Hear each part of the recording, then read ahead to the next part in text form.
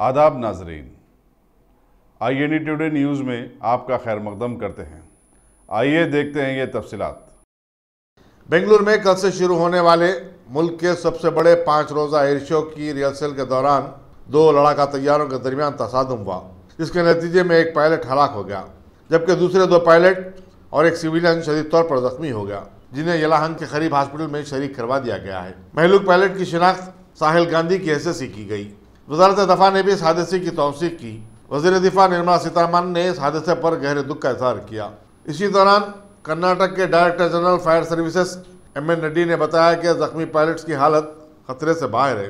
याद रहे कि जुनूबी शहर बेंगलुरु में फौजी तैयारों के दरमियान तसादुम का यह दूसरा वाक़या है।